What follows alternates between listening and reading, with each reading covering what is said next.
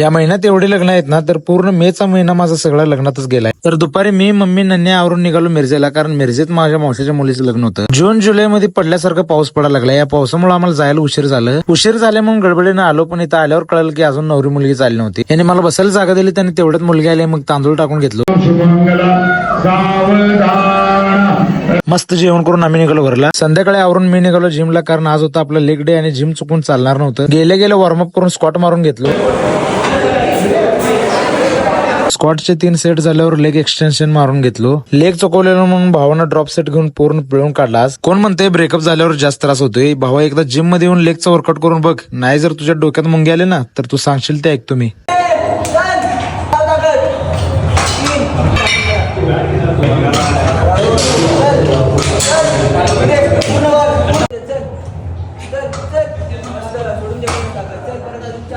अरे